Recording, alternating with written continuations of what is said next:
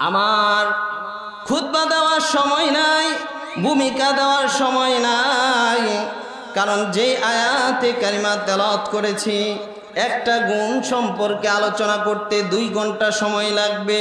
এরকম 5টা গুণ যদি আলোচনা করা হয় অনেক সময়ের প্রয়োজন।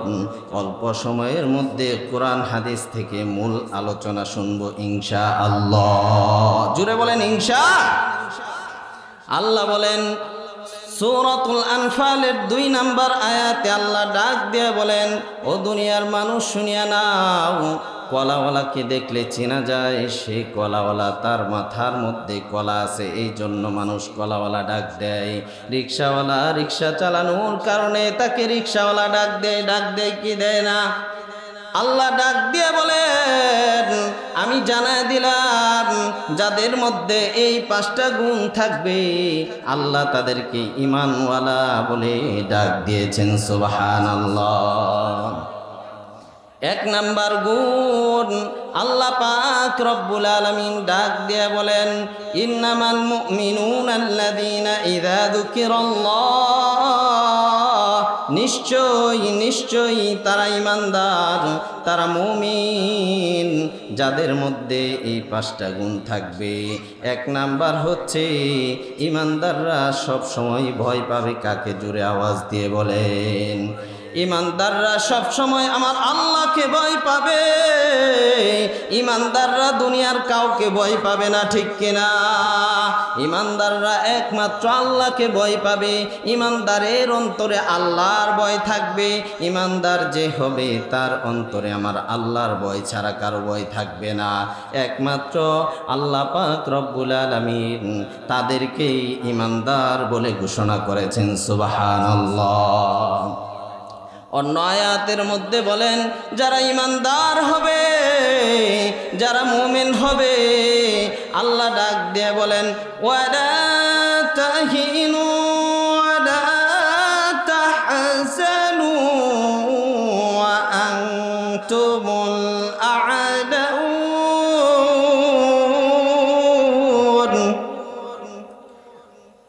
ওয়া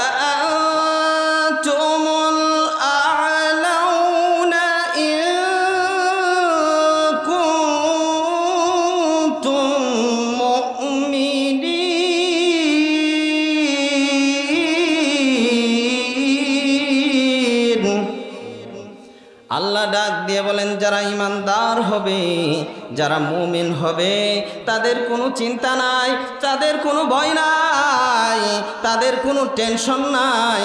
আল্লাহ ডাক দিয়ে বলেন, যদি ঈমানের গুণ অর্জন করতে পারো, যদি মুমিন হইতে পারো, সামনের দিকে অগ্রসর হও, তোমার কোনো টেনশন নাই, তোমার কোনো চিন্তা নাই। যদি মুমিন হও অবশ্যই আল্লাহ পাক রব্বুল আলামিন সাহায্য করবেন কি করবেন না?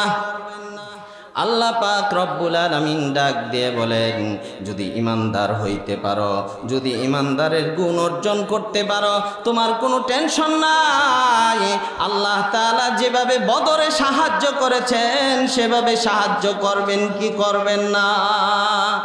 যে আল্লাহ বদরে সাহায্য করেছেন সে আল্লাহ আছেন কি নাই? সে আল্লাহ আছে না নাই? আল্লাহ পাক রব্বুল আলামিন জানায় দিলেন, যদি ঈমানের গুণ অর্জন করতে পারো, যদি মুমিন হইতে পারো, আল্লাহ পাক রব্বুল আলামিন তোমার সাহায্যকারী হয়ে যাবেন। আল্লাহর দ্বীনের সাহায্যকারী যদি তুমি হও, আল্লাহ তোমার সাহায্যকারী হবেন। সুবহানাল্লাহ। ইয়া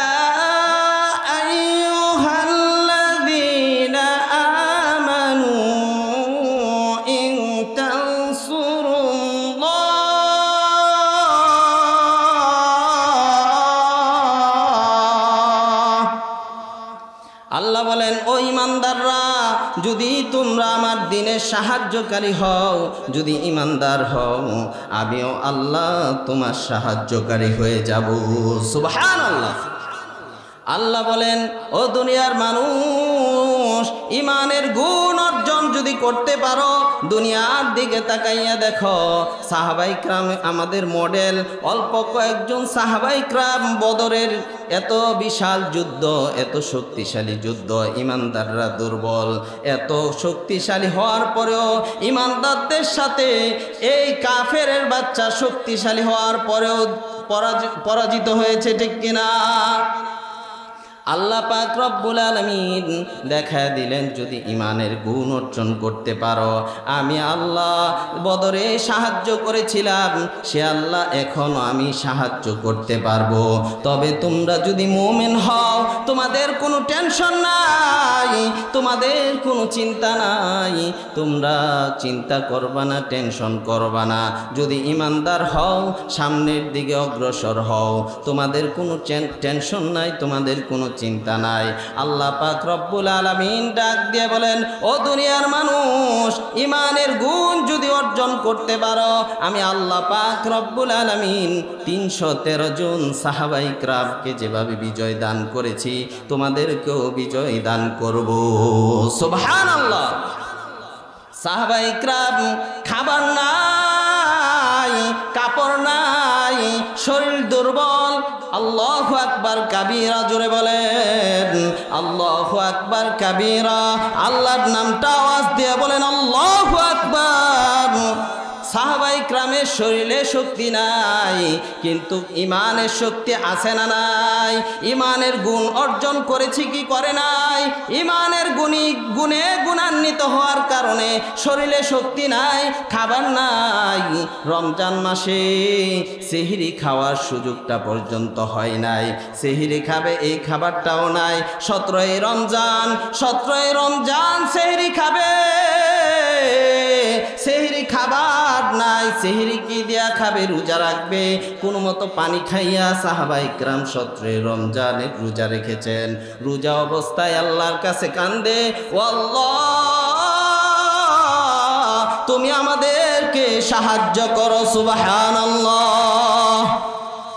আল্লাহর নবী কি মক্কার মধ্যে নামাজ পড়ে দোয়া করলে কি চলতো, কি চলতো না? আল্লাহর নবী সাহাবায়ে কেরামদেরকে নিয়া মদিনার মধ্যে, মক্কার মধ্যে যদি দোয়া করতেন পারতেন, ঠিক কিনা জোরে বলেন? কিন্তু আল্লাহর নবী মক্কার মধ্যে শুধু দোয়াই করেন নাই, আল্লাহর নবী সাহাবায়ে কেরামকে নিয়া দ্বীনকে জিন্দা করার জন্য, দ্বীনকে বুলন্দ করার জন্য বদরের প্রান্তরে চলে গেছেন। এই জন্য মুসলমান ইমানদার শুধু ঘরে বসে থাকলেই হবে না, হুঙ্কার দিতে হবে বাতিলের বিপক্ষে, ঠিক কিনা জোরে বলেন? শুধু ঘরে বসে তাসবিহ টানলেই হবে না, শুধু চুপচাপ থাকলেই হবে না। মুসলমান যদি একটু আওয়াজ করতে পারে, মুসলমান যদি একটু আওয়াজ করে আল্লাহু আকবারের ধ্বনি দেয়, ইমানকে মজবুত করতে পারে, আল্লাহর কসম করে বলি মুসলমানের আর কিছুর প্রয়োজন নাই। আল্লাহু আকবারের ধ্বনি দিয়া সামনের দিকে আগাবে, কোন ইহুদির বাচ্চা সামনে দাঁড়ানোর শক্তি নাই, ঠিক কিনা জোরে বলেন? যখন সাহাবায়ে কেরাম বদরের প্রান্তরে কান্নাকাটি শুরু করে দিয়েছে, আল্লাহর নবী দোয়া করতেছেন। দোয়া করতে করতে বিশ্বনবী সাল্লাল্লাহু আলাইহি ওয়াসাল্লামের বগল মুবারক দেখা যায়। আল্লাহর কাছে কান্না করে বলে, ও আল্লাহ, মাতা নাসরুল্লাহ। আল্লাহু আকবার। বিশ্বনবী আল্লাহকে ডাক দিয়ে বলেন, ও আল্লাহ, কখন সাহায্য আসবে, কখন সাহায্য আসবে? আল্লাহ ডাক দিয়ে বলেন, নবী আমার, আপনার সাহাবায়ে কেরাম ইমানের গুণে গুণান্বিত হয়েছে, কোনো টেনশনের কারণ নাই। আমি আল্লাহ সাহায্য পাঠাচ্ছি আসমান থেকে। নাসরুম মিনাল্লাহি ওয়া ফাতহুম করিব।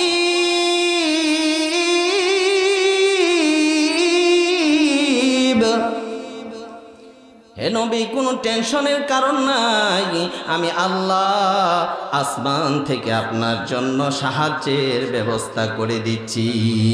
সুবহানাল্লাহ। আল্লাহ পাক রব্বুল আলামিন জিবরাইলকে ডাক দিয়ে বললেন, ও জিবরাইল, যুদ্ধের পোশাক পরো।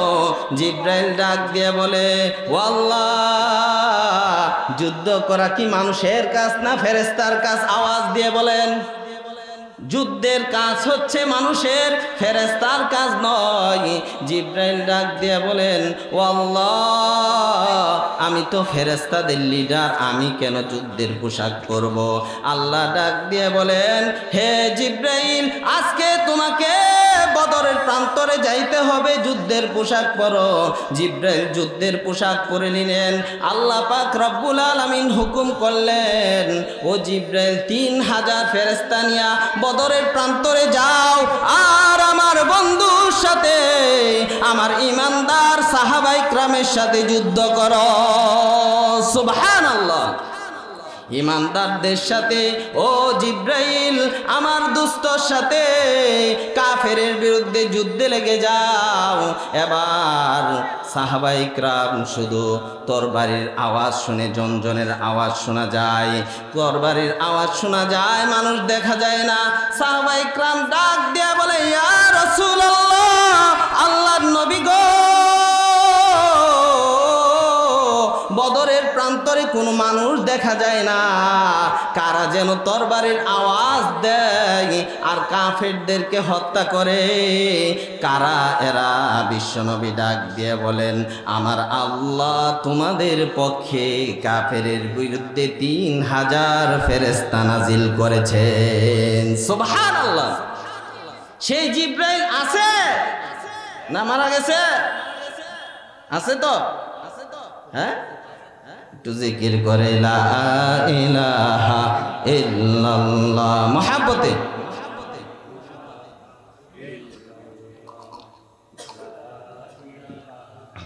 ইল্লাল্লাহ মহব্বতে লা ইলাহা। যারা ঘোরাফেরা করতেছি চলে আসে, জোরে আওয়াজ দেয়া লা ইলাহা। আল্লাহর জিকির কি লজ্জা লাগে? আওয়াজ দিয়া বলেন লা ইলাহা ইল্লাল্লাহ, জুমকার দিয়া লা ইলাহা ইল্লাল্লাহ, লা ইলাহা। যার দিলে আছে আল্লাহর ভয়, যার দিলে আছে আল্লাহর ভয়। কার ভয়? কার ভয়? যার দিলে আছে আল্লাহর ভয়, আল্লাহ আল্লাহ সব সময়। আহার নিদ্রা ভালো লাগে না, ঠিক কিনা? আহার নিদ্রা ভালো লাগে না, ভালো লাগে যে ইল্লাল্লাহ, লা ইলাহা ইল্লাল্লাহ, লা ইলাহা ইল্লাল্লাহ মহব্বতে লা ইলাহা ইল্লাল্লাহ, লা ইলাহা। এই কালেমার পড়েছি মালা, মিঠাবো আমি মনের জ্বালা। এই কালেমার প্রেম থাকিলে, প্রেম আছে? এই কালেমার প্রেম থাকিলে কবর হবে উজালা, লা ইলাহা। এদিক দিয়া কাকা, এই যে হযরত, এদিক দিয়ে আসে। লা ইলাহা ইল্লাল্লাহ, লা ইলাহা ইল্লাল্লাহ। কাকা উপরে উপরে উপরে। আরে তাইলে আমি নাইমা যাবো, নাইমা যাবো কিন্তু পরে। লা ইলাহা ইল্লাল্লাহ, লা ইলাহা, লা ইলাহা ইল্লাল্লাহু মুহাম্মাদুর রাসূলুল্লাহ। শুধু এই ঘটনা বলেই শেষ করে দিব। আল্লাহ পাক রব্বুল আলামিন প্রথম 3000 পাঠাইলেন, 3000 ফেরেশতা পাঠাইলেন। আবার নবীকে জানায় দিলেন, নবী টেনশন করার কোনো কারণ নাই, আমি আল্লাহ আরো ওয়াইটিংয়ে 5000 ফেরেশতা রিজার্ভ রেখেছি। আল্লাহু আকবার। আমি সূরাতুল আনফালের 2 নম্বর আয়াতে কারিমা তেলাওয়াত করেছি, যদি ইমানদার হইতে পারো মুসলমান, টেনশনের কোনো কারণ নাই। সারা বিশ্বকে দেখিয়ে দিয়েছে আফগানিস্তান, ঠিক কিনা? 20 বছর পর্যন্ত লাল কুত্তার দলেরা, আমেরিকার লাল কুত্তার দলেরা মুসলমানদেরকে জ্বালাইছে, মারছে, পুড়ছে, কিন্তু কেমন ইমানদার 20 বছরে দেখা দিয়েছে। ও বিশ্ববাসী দেখো, ও বিশ্বের মুসলমান দেখো, যদি ইমানকে মজবুত করতে পারো আর সামনের দিকে আগাইতে থাকবা, আমার আল্লাহ সাহায্য করবেন। আল্লাহর ওয়াদা আছে না নাই? হযরতে সাহাবা ইকরাম ঠিক তেমনি ভাবে ইমানকে মজবুত করেছে আর সামনের দিকে অগ্রসর হয়েছে। হযরতে খালিদ বিন ওয়ালিদকে সাহাবা ইকরাম জিজ্ঞাসা করেন, ও খালিদ বিন ওয়ালিদ, তুমি যে লক্ষ লক্ষ কাফেরের ভিতর ঢুকে যাও, তোমার কি জীবনের মায়া নাই? তোমার কি সন্তানের মায়া নাই? তোমার কি বিবি বাচ্চার মায়া নাই? তোমার কি নাতি নাতকরের মায়া নাই? হযরতে খালিদ ডাক দিয়ে বলেন, ও সাহাবা ইকরাম শুনো, আমি খালেদের অন্তরে আল্লাহ আল্লাহর রসুলের মায়া ছাড়া আর কোনো মায়া নাই। আমি যখন সামনের দিকে অগ্রসর হই, এক যুদ্ধের মধ্যে খালিদ বিন ওয়ালিদের তরবারি ভেঙে গিয়েছে। খালিদ বিন ওয়ালিদ খেজুর গাছে শুকনা ডাল দিয়া আল্লাহু আকবার বলে যখন আঘাত করে, শত শত ধারালো ছুরির চাইতে, তরবারির চাইতে আরো বেশি হত্যা করেছে।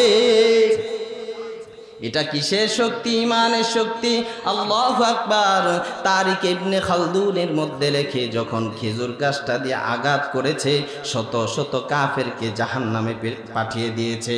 যদি মুসলমান এখনও ইমানকে মজবুত করতে পারো, ফিলিস্তিনের মুসলমান সারা বিশ্বকে দেখিয়ে দিয়েছে, মুসলমান ছোট বাচ্চারা ভয় নাই, চিন্তা নাই, কেমন ইমান তাদের, কেমন সাহস। আল্লাহু আকবার বলে সামনের দিকে অগ্রসর হয়, গোলা বারুদ সহ সেনাবাহিনীরা বাড়তে থাকে, ঠিক কিনা? আকসা, বাইতুল আকসা মুসলমানদের ছিল, আছে, থাকবে, ভবিষ্যতেও থাকবে, কিন্তু ইসরায়েল থাকবে না। ইসরায়েলের কবর রচনা হবে, ঠিক কিনা মুসলমান? ইসরায়েল থাকবে না, বাইতুল আকসা থাকবে। কিয়ামতের আগে সারা বিশ্বব্যাপী ইসলামী হুকুমত কায়েম হবে, ঠিক কিনা? ওয়েট এন্ড সি। ওয়া আখির দাওয়ানা আলহামদুলিল্লাহি রাব্বিল আলামিন। আসসালামু আলাইকুম ওয়া রাহমাতুল্লাহ।